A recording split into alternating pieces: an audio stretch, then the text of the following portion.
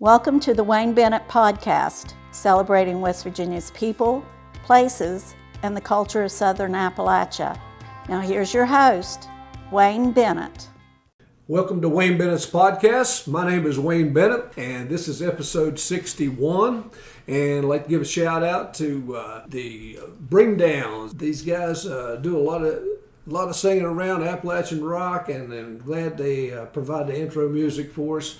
And today our guest is a former Independence High School athlete. He lettered and starred in 3 different sports at Independence High School. Mr. Tim Justice, glad to have you, Tim. Thanks, Coach. It's glad to be here. Listen, I can remember when you were about 6 or 7 years old up at the softball field at Warren Williams on Park Avenue. Your dad and I played softball together, and you were a little old kid running around with a big glove under your hand. The glove was adult size and was too big for your hand, and carrying a ball, and you'd aggravate all the players, throw you the ball or throw it up in the air, and you were a pretty regular guy up there. And was that your first introduction to sports? I don't know if I ever remember being introduced. I think it was just a family thing. You was born and you went into sports.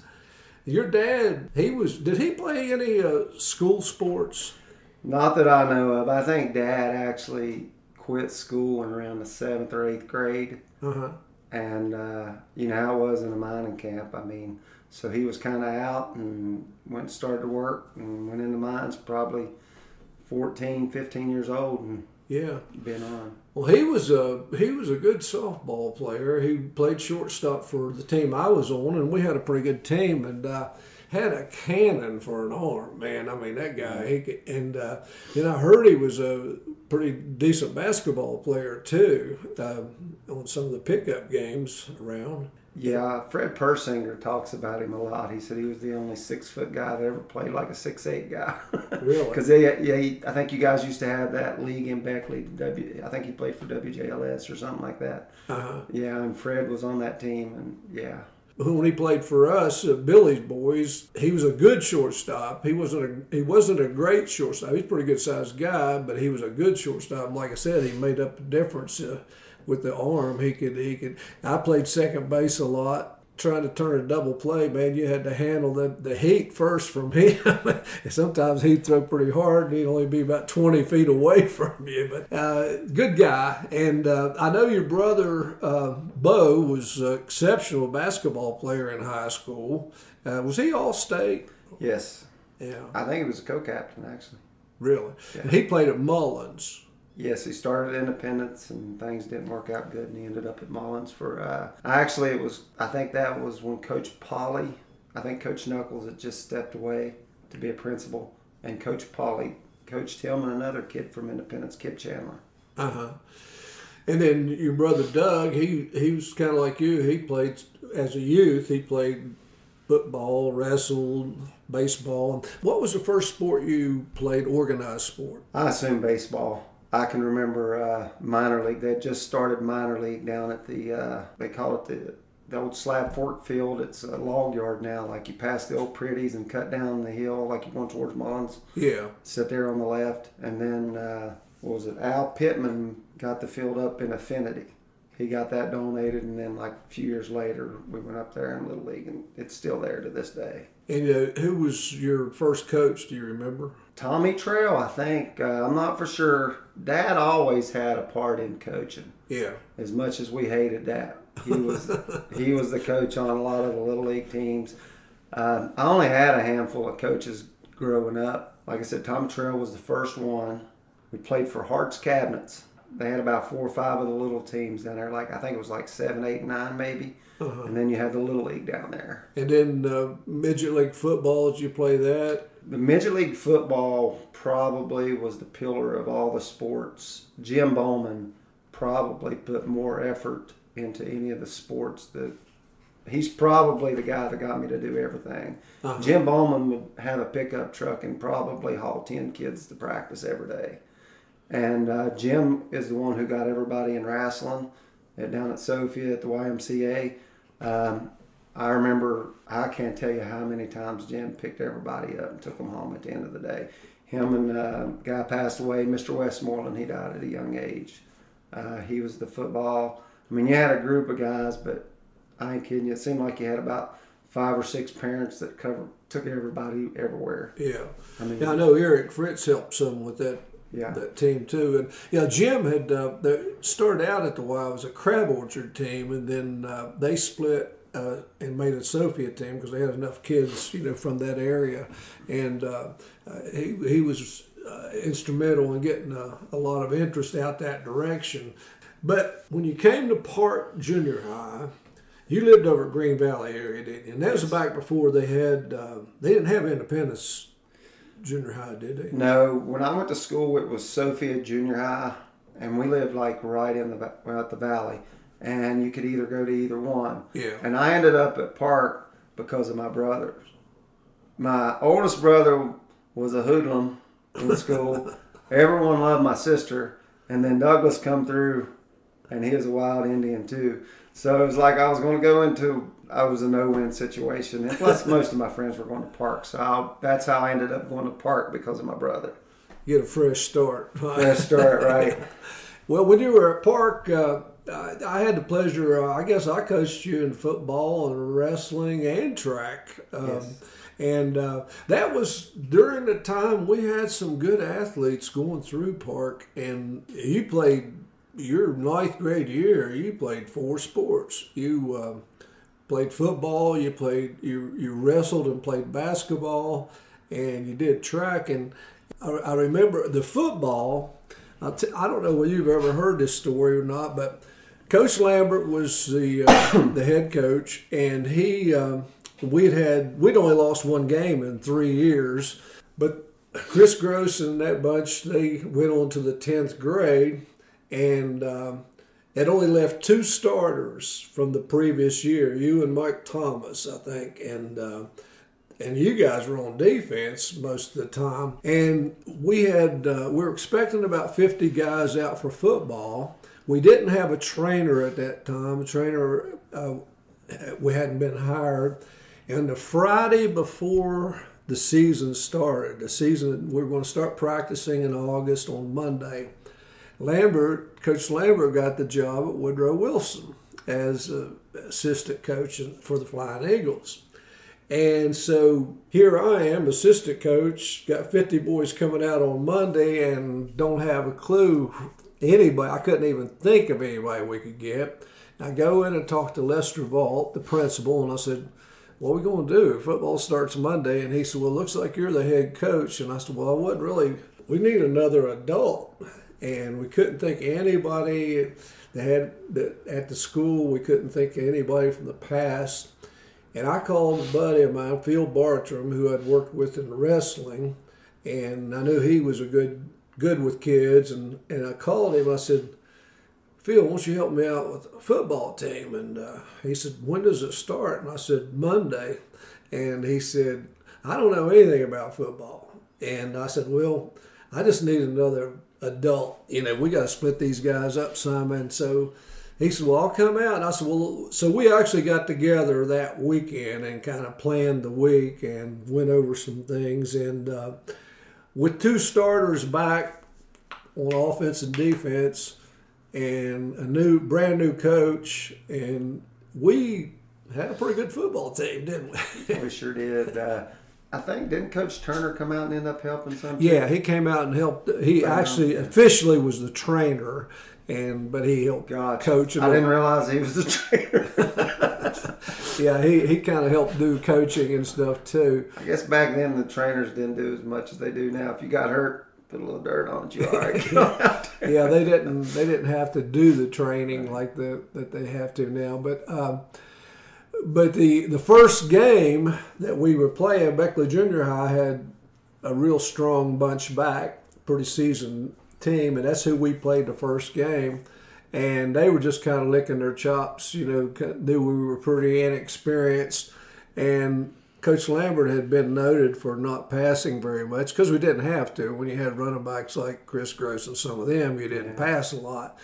And so on paper, it really looked like Beckley Junior High was going to thrash us pretty good, and we ended up passing quite a bit, not like they do now, but passing for that time. And I think we scored 3 touchdowns. You passing to Mike Thomas on a little old flare pass, and they weren't ready for that. They couldn't cover it, and we ended up winning that game. And the coach from Beckley Junior High came over and said, "When in the heck did Park start passing the ball?" And I said, "Today." But we had a good season. We lost one game to Bluefield, and that was another team that had a whole lot of talent, one of the Isabel boys, and we were right with them, 18-16 going into the fourth quarter, and then they grinded out another one and beat us. But other than that, that's the only game we lost. But and you were the quarterback, and we did quite well. Now, basketball. Tell us how you handled the basketball and wrestling. That was fun times. Usually, back then, somehow or another, I guess you had a job, and Coach Honecker helped you, and y'all seemed like y'all staggered the practices. I don't know if y'all did that on purpose or that's how it always was, but I was able to go to wrestling. Then after wrestling, then the basketball team would come in. Maybe the girls, I don't know if the girls practiced then or if it was in a different time of the year, but somehow or another, you guys always staggered them, and I just kind of bounced from one to the other. Very, very few times that I can remember that there was actually a wrestling match and a basketball game. Yeah. And I do remember a couple of times my oldest brother, Bo, would take me to a wrestling match, and then I would leave the wrestling match and go straight to a basketball game. Yeah. But as far as I know, like I said, I don't know. Lucky. I guess I was just lucky. Yeah, we wrestled a lot of weekends in the basketball. Usually didn't play on weekends too. We didn't have too many matches during the week, and so that kind of helped. But doing both of you is in pretty good shape. Yeah, I remember I had some. They called it some neurology problems when I was in junior high, and I actually had to wear a heart monitor and stuff. And I think what we come down to too is I was literally running so much. Wrestling's a pretty tough sport, and then you run in basketball. The heart rate was down, high 30s, so they kind of was leery about that, but they didn't realize what I was doing, about running all the time. So it ended up just clearing itself out. I think I was just pushing your body to the limit. I'll be darned. Yeah. When you got in high, we won the football counties, we won the basketball, and that basketball team, that's when Shea Fleener and Ryan Colcerto and those guys played. Yeah, them guys were tough. I was kind of like on the team. I played I was the fundamental guy. I would do all the bad stuff. And, Ryan Colcerto and Shea, man, they were good in high school, but they were just as good or better. And I think Ryan was almost dunking in the 7th grade. And that was like, back then, that was unheard of. Him and Shea dunking almost in junior high. You look back 30 years ago, that don't happen a whole lot. No. And they were super good. They were all good. We had a really good team. And we had a great coach. Don't forget who our coach was. Bobby Boland. Yes. Yeah, he turned out to be pretty good. Yeah, I tell him every time I see him, I was like, well, I'm the reason you are what you are. I think it was really his first season he coached us. That's when he started. So, yeah, we had a great coach and great players. How else could you not win, right? And we had a decent track team. Bobby helped me coach some. I think we were the coaches then, and I don't know how long. Then he took over after I quit, and I don't know how long he coached track. But then when you went to high school, you went to Independence, and you actually was a starting quarterback for Independence as a 10th grader, weren't you? Yes. And, yes, I was. It kind of fell into my lap. Not to knock any of the guys that, that maybe I started over, but I was just, they had a 3-year starter. I think his name was Mike Chambers maybe. Great quarterback, and he had just graduated, and it was kind of open, and we had a couple upperclassmen that were going to be like seniors that year.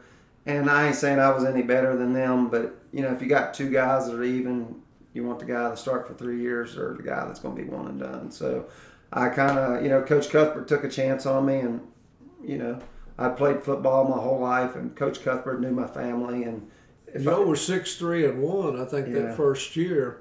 And so that wasn't bad.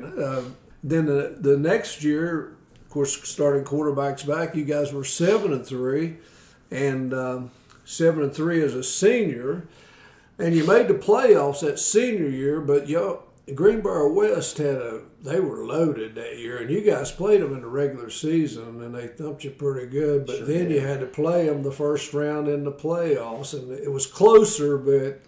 Well, actually, it was a heck of a game.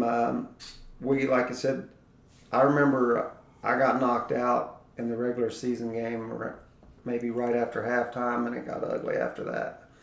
And I think another kid got hurt too, but a couple key players kind of got hurt, so it kind of got lopsided pretty quick. But in the playoff game, it was 0-0 at the end of the third quarter. And we literally, Coach Cuthbert, like you were talking about passing the ball then, we weren't supposed to be very good at all. Kind of like what you said, your first year coaching in the ninth grade. We would spread them out, and we would literally do like the Buffalo Bills and call stuff at the line. Coach Goddard was over there. We was goofing off at practice one day, and he starts doing these stupid, crazy signals. If you know Coach Goddard, we start picking up on what he's saying, and we start calling plays from the line. Well, by game 2, we're doing it the whole game. We're literally doing it the whole game. So we changed things around right after we played West completely to where we didn't really run the ball any. We were basically just throwing little flats, little flares. Had a great running back, went to Marshall, Freddie Teasty. Great. You had David Hart was there. He was a tight end. He may not have been the fastest guy, but dang, Blaine, you get it close to him, he'd catch it.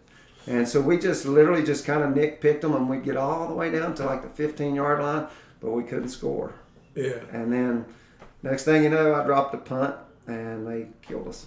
Now, Jason Buckland played. Jason Buckland was a receiver. Was he on that team? Yeah.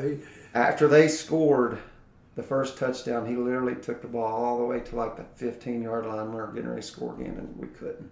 Just couldn't get in on there. I'm not for sure if they won it that year or got beat in the finals. I don't remember. I don't know. They may have won it and won it in basketball that year too, Greenbrier West. Huh. One of the two. They were right there. I'd have to check on it, but they were in the finals. Yeah. But then in wrestling, you, as a sophomore, you went to qualify for the states, 140 pounds, and won a couple matches in the state tournament. And then as a junior, you made it to the finals, championship finals, got to come out during the playing of Rocky, and you got beat in the finals. And as a senior, you came out, same class, 140-pound class. You must have had to lose a little bit of weight to get there. And you got in the finals, but you had to wrestle R.C. Anderson, who was from Cameron, and he was a 2-time champion at that time, 3-time champion. That made us 4th. He was the same. And he ended up beating you in the finals, but he ended up winning the Dutton Award, which is the best wrestler in the state of West Virginia, regardless of what class. Now, what was the score when he pinned you in the finals? Do you remember? Let me tell you a story. Let me back up here for a second. When I was a sophomore, I always wrestled, but I never was like into it like some guys. Yeah. And I remember sitting up in the bleachers my sophomore year, and they were doing the Parade of Champions. And me and one of my coaches back then was sitting up at the top, and I said, man, I'm going to be there next year. And just so happened the chips fell like they was, and I was able to make it to the state finals my junior year. And the guy who beat me was actually a guy that David Hart beat the following year. His name was Hickman. And he ended up being a 2-time state champion. He was from Warwick County, wasn't he? Yes. Yeah. And then my senior year, R.C. Anderson, listen, I didn't get a vote, but I voted for him the best wrestler. He beat the daylights out of me. He was better than me on his feet, on the ground, at neutral. There was no, I remember I looked over at Coach Gilson, and I was like, Coach, what do you want me to do as a third period? He's beating me 10-0 or something. It was bad. And he just looked at me, and he just threw his hands up like, I don't know what to tell you. So I tried neutral, and I actually threw the kid once, but we went out of bounds. And other than that, he would have tech followed me. The first time I'd ever been pinned in wrestling. The finals of your senior year. My last match, I was sitting there, and I remember bridging it, and I looked up at the clock, and I looked at the score, and I looked at the clock, and first time I'd ever tried to pin myself, and here he got me in a dang headlock, choking me out, and I'm trying to pin myself, and it's like he wouldn't let me. I'm like, just get this over with. But so in football, your senior year, you were second team All-State quarterback, and then in wrestling. Of course, some people say you're All-State if you finish in the top 6. Some say you're All-State if you win it. I mean, I don't know. But that's pretty good to be in the finals 2 years in a row. You know, it was. You know the bad part about that, Coach? My junior year, I was the only kid to make it to the finals. And the next year, I want to say we had maybe 6 kids in the finals and still didn't win the state championship as a team. And I've seen teams win it with 4 wrestlers in the past. I mean, it was just crazy how good, how balanced, I wouldn't say how good, but you know what I mean, how it was just amazing. And you look back and you're like, God, we had 6. I think we only had 1 to win it, but still, a lot of your points are before you get to the semis. Yeah. And but now in baseball, you guys had a pretty good program too. And your first year, Independence won state championship, didn't they? They did, yeah. 1990. Sure did. Yeah. And did you get to play much that year? I was the guy that played everywhere. Utility type. Yeah. Matter of fact, I think I got an award for being a utility, but I was mostly a pitcher. I could throw it. You know, that's pretty much what I did. But in the actual tournament, I ended up playing first base because we had one of the kids got hurt, and so I ended up playing first base. So I got the $2 tour by Coach Goddard playing first base the week before the state tournament. And in the second year that you played, in 1991, you had a 7-1 record, 414 batting average, and I think your brother Doug played with you that year. It wasn't that year? He played as a sophomore, and they didn't get very far, and then they were state runner-ups the year before I got there, and then he was a senior that year that we won it in 90. Okay. Yeah. But you were ended up being first team All-State as a junior. I really don't know. I mean, I know it sounds, I don't want to sound mean or bad or take it that way, but awards never really went to me. So I couldn't tell you what I made. Somebody told me last year that I had some kind of record up there. I just never was into that. That wasn't how we was brought up.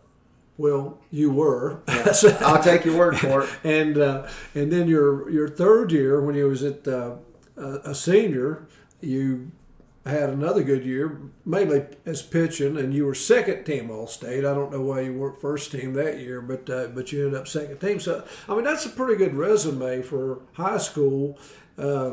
All-State football, All-State wrestling, All-State baseball. I mean, that's not bad. But you weren't a real big guy. I mean, you probably normally weighed 150. Yeah, and did you get any? Were you interested in going to school after high school, or? No, not really. I went to a school, Ohio Valley, and I played there and pitched some, and it really wasn't a very good school for me. They didn't have a lot of heart down there. We'll just say that. I mean, it was just a different. I'm a home person. I like home. Yeah. So I just didn't fit in. I never was a school person. I would rather go out and work or do something than I would school. So when you left Ohio Valley, what did you start into? I actually kept going to school.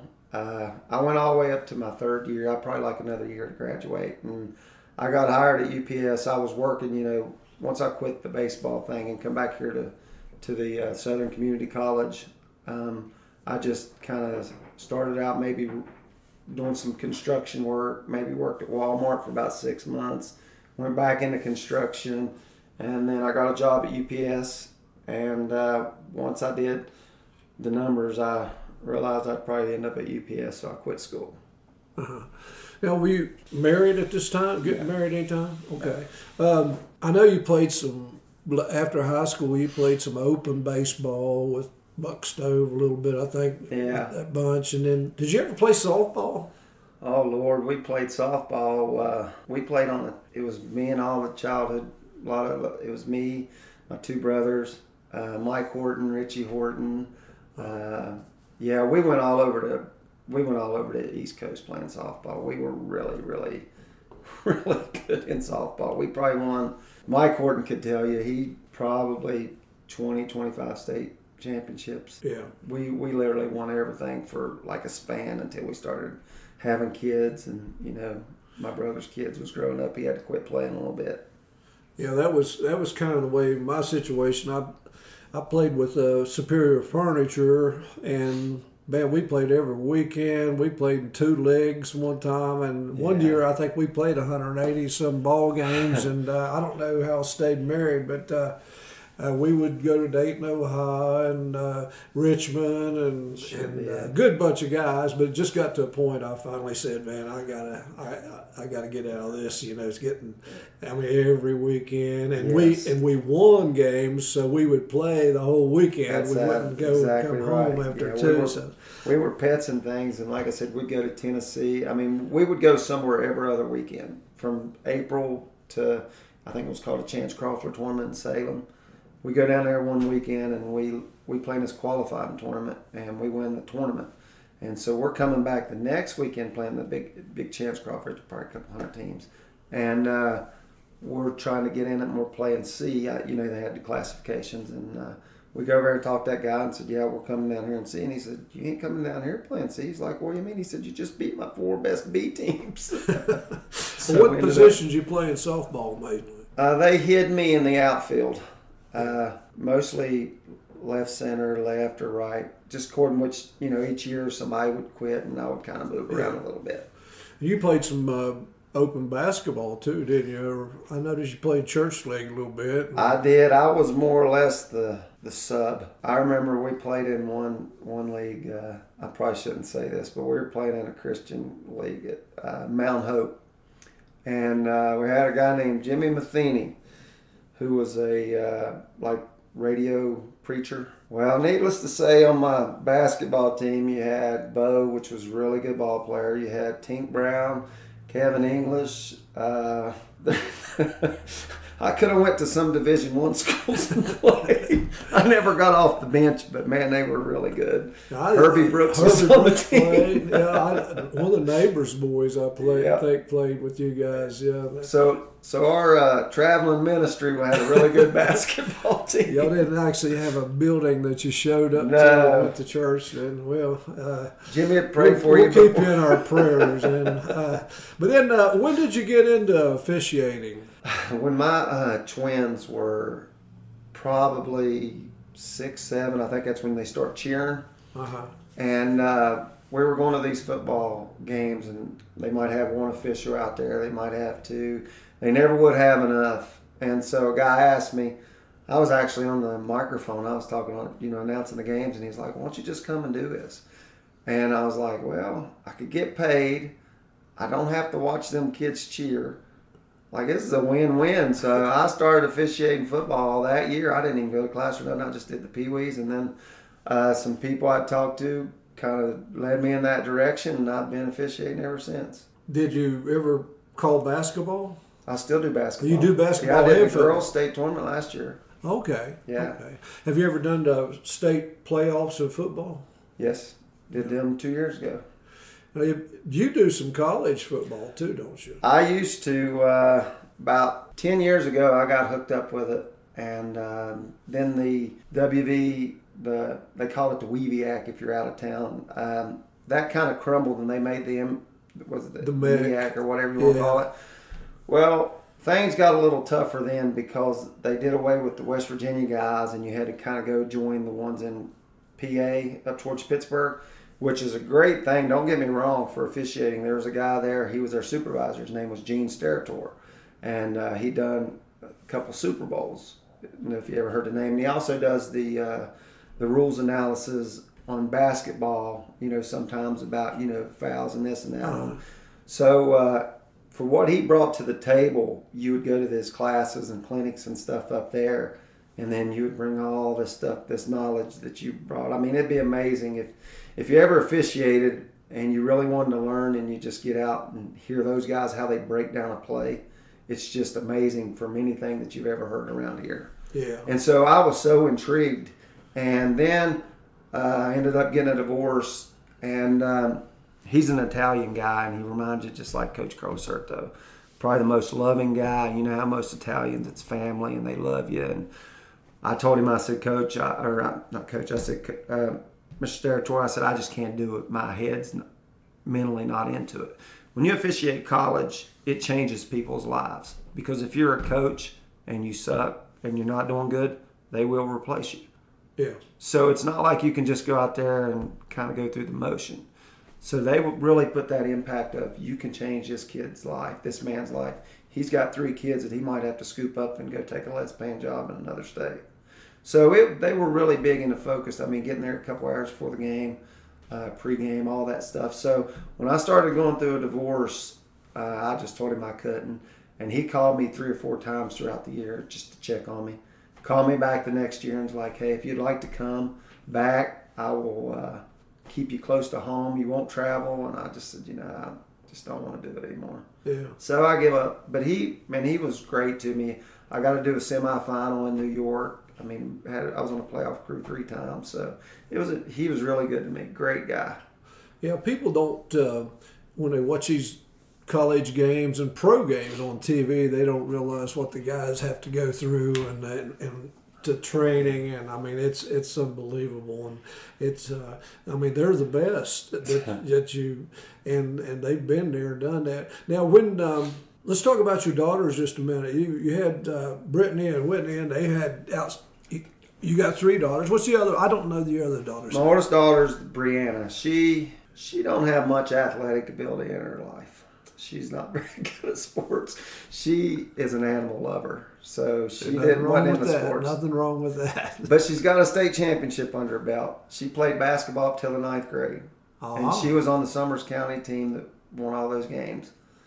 So she's older than the twins, and of course they're just finished their career up at WVU Tech, and of course, they had the state championships at Summers County, and which one was the All-American? Brittany was. Brittany was All-American 2 times, I guess, once. I think she had three times that she was mentioned in it. Okay. Is what I think the paper said. Yeah. I'm reading the paper. Like I said, I knew about 2 of them, but I read that thing and it said 3, so maybe it's hard to say. What are they going to do now that their career's over? Very good question. They're going to, they're getting their vehicle payments, they're getting their insurance and their cell phone payments. The rest of that, I don't know.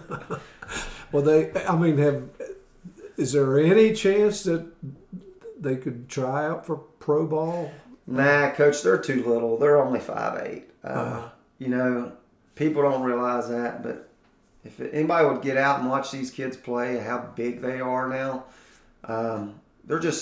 that's just a different level of big. Yeah. I mean, even to be a guard, 5'8" didn't used to be small for a lady, but 5'8" small in the basketball world. If you're not 5'10", 6 foot, 5'8" kids are dime a dozen. Yeah. They're really, So what about coaching? Do you think they would ever have any interest in coaching? They're really interested in coaching, but you got to have something to go with it. Like one of them went into business, one of them wanted to be sort of like a trooper or something like that. And we've had this discussion a lot, and I sounded hard about talking about them, but I'd do anything for the girls. I told them, life, you get one shot at it. Do something you love. Because once you get into making money, you don't just quit what you're doing to go back and try to do something you love. Yeah. If you're not going to make a whole lot of money, if you want to be a teacher and be a coach, then do that. You'll learn how to live off what you make. You don't have to make X amount of dollars to be successful. So if you could just find something you love, and if they want to coach, then they should go coach. Yeah. And they'll learn how to live off what they make. Yeah. Oh, yeah. But once you get a federal job and start making really good money, you're never going to downgrade to go back to what you want to do. And the ones out in the working world, the secondary schools has a way where you can coach and not necessarily be a teacher, but you got to have the time. You got to have the type of job that allows you the time, because it takes a lot of time. People don't realize, and it's difficult.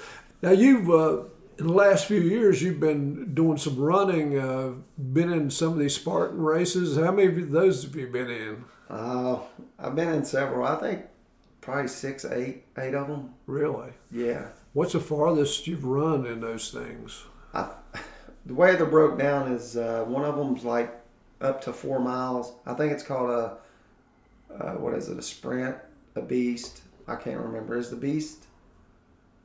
Anyway, they have 3 levels. One of them's 4 miles and under. One of them's about 8 miles and under. The other's about 12 miles or 13 miles and under.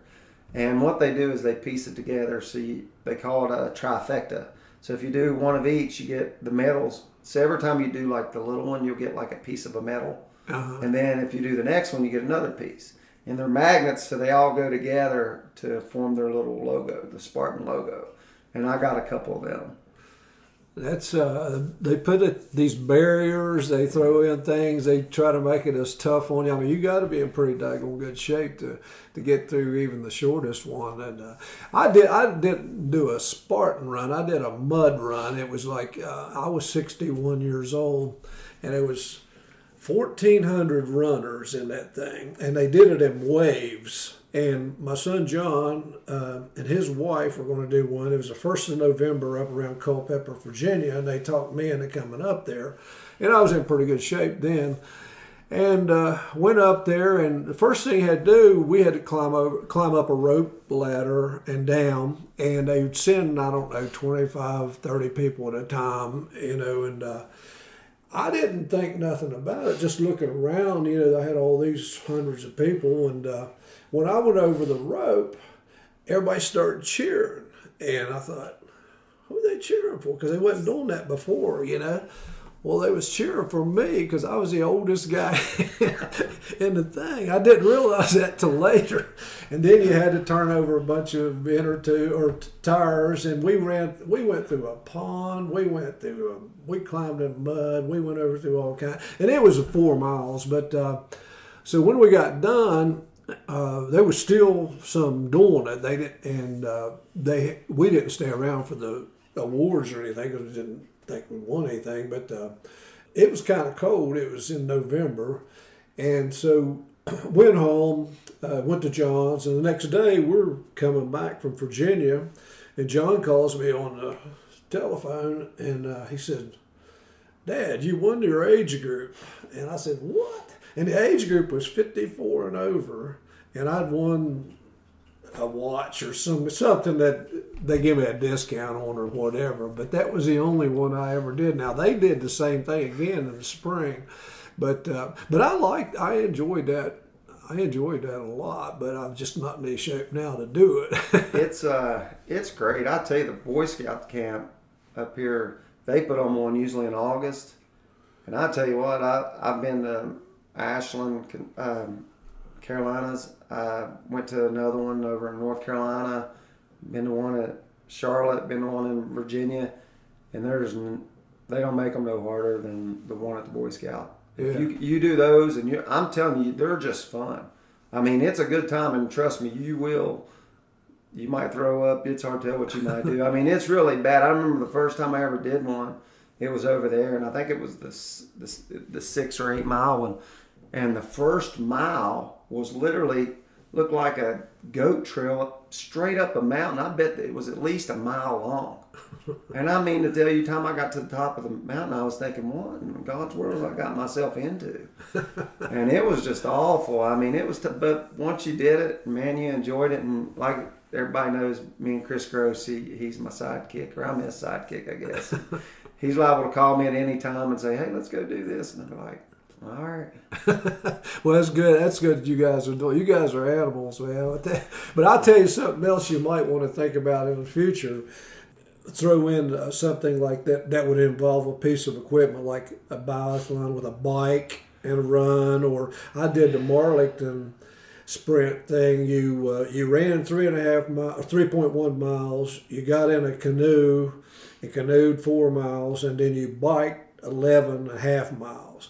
And it was a lot of fun. I mean, it really, you get professionals. There's some guys come in there, I mean, they burn it up, but the equipment throws in a whole different strategy. Right. You're kind of a victim of your equipment. If something breaks down, it don't matter what good a shape you're in, it happens. We did a half marathon last fall down at where you just said Marlington, up that way at that Greenbrier Trail, I think's what it's called. Uh-huh. And I tell you what, that was probably harder than any of the mud races I'd ever did. Really? I mean, whenever you get a stop and catch your breath, maybe use your arms for a minute. You might be climbing over. You get to do something different for about a minute or two to catch your breath and then take off running again, compared to just not stopping, just continuing to run, just run. That was tough for me. Yeah. That was probably one of the hardest things I ever did, was the half marathon. And my goal is to do, I was listening to you. You may have been talking to Chris. She was on one of your podcasts. You were talking about the marathon you ran in D.C. to where you run by all the monuments. Yeah. And I told Chris that after I heard the podcast. I was like, dude, we need to do that. If I'm going to run a marathon, that sounds like the ideal place to do it. That's a great marathon. I ran it. It's a Marine Corps marathon. It's usually around the 1st of November. And I ran it one year by myself. And then the next year, I took Larry Foster that used to own Spartan Sporting Goods. And that year that he and I ran, I qualified for Boston that year. But I didn't go to Boston. That's the only regret I ever had running. I didn't go when I qualified. I kept saying, well, I'll do it next year, and I never did qualify again, and I kicked myself for that. But then the following year, me and Jim Mahalik ran it. And Coach Mahalik ran, and he got hooked on that stuff. And it's you run by all the monuments. It's a pretty flat course. It's just so interesting. I mean, you forget that you're pushing it. You got 12,000 people running, but it's not crowded like New York or Boston. There's that many runners? Yeah, but you get all the Marines come in, the Army, the Air Force, all these guys. They kind of run in teams, and it's just real colorful. And I would, if that's your first one and you can get up there, that'd be the one to go to, man. I mean, I'm telling you, it's. And I've ran the Maryland Marathon once. And it was a tough one. I would never go back to that one again. But it's interesting. But what's on your bucket list? What I know you made a trip out west not too long ago, didn't you? Yeah, Coach. I tell Lindsay, that's my girlfriend now. When I was growing up, we didn't get to travel much. That's just how life was. Well, I had kids, and they were hooked on sports, basketball. We played basketball. Now, we went everywhere in basketball, but to go everywhere to a gym isn't the same as going. If we drove, I don't even think I ever even got into a plane until I started officiating football to go, to follow that. But, so I'd never been anywhere, basically. And so my goal was to go everywhere. That's what I do. We went out west. Lindsay and I went out to Vegas maybe October last year, and we rented a car out there. I'd been to Vegas before, so just sitting in Vegas we're not big gamblers, but just to go there is kind of cool. But we went to a couple places. We went to the Grand Canyon and seen it, drove back to Vegas, and then we went to a place out there out west in Utah. Angel's Landing is what it's called. And you go up this trail for basically 2 miles, and I think they said there'd been like 16 people killed on this trail from like the last 15 years or something. Once you got up so high, it literally turned into a trail like rock climbing, to where you had to hold on to a chain. And it was between you and probably about 30 yards long, and you had to pass people along this trail. You'd literally have to hold a chain and suck in, and people would go around you. And you climb all the way up this top. I got 3/4 of the way, but the easy part was all the way up to the chain. It was like almost 2 miles. Lindsay said no, she's scared of heights. She said no. And to go across that one, there's no chain. It's like a 30-yard with no chain. And you just had to skate these rocks. And so, me, I'm kind of dumb. So I did it. And I got almost to the top, probably a 1/4 of a mile from the top. And they told me it was going to be another 45 minutes because people are just interchanging, trying to get up and down. And she had been sitting down there for about 45 minutes by herself. And I was like, I better get on down there to her. But the view, I've never seen anything prettier in my life. I mean, it was just like a Western movie with canyons on both sides. And I seen the Grand Canyon that 2 days before that or a day before that. And the Grand Canyon's so big that you can't even really explain it. It just it looks like a picture. But this here was just amazing. Never seen anything like it. Well, I hope beautiful. you get your trap, and that's another thing. Do it while you can, because once you get a certain age, you're might not be able to do it again. But well, Tim, man, I hate to break this to you, but our time is about up, man. I've enjoyed talking to you, and we have to get you back because we got some interesting stories. We haven't even got into all them calls you missed officiating for football and basketball. But it'd take up a whole year's.